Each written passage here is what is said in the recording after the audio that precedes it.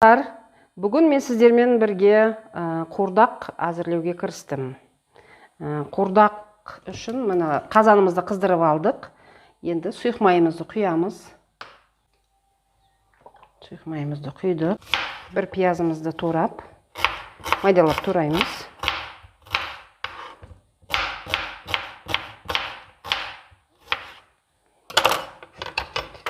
Жаңағы сұйық майымызға саламыз.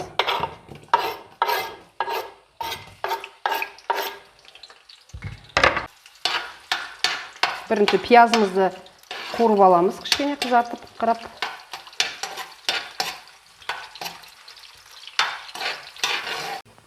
Енді пиязымыздың үстіне етімізді, туралып дайын тұрған етімізді саламыз.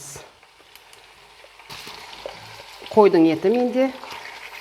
Жазда көбінесе қойдың етін жейміз, сондықтан қойдың еті мен қуырдақ.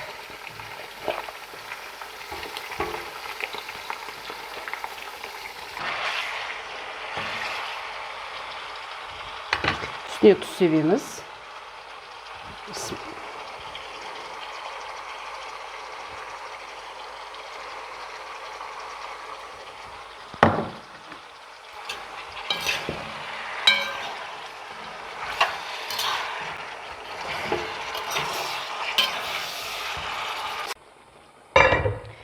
Не достар, қуырдағымыз жайлап қуырылып жатыр.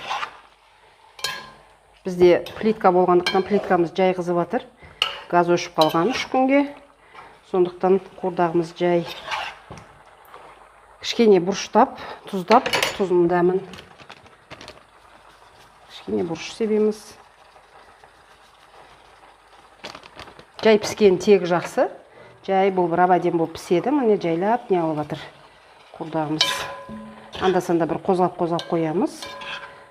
Етіміз жақсылап қуырылғаннан кейін бетіне тағы да бір пияз турап дайындап қойдым. Сол бір пиязды етіміз қуырылғаннан кейін саламыз.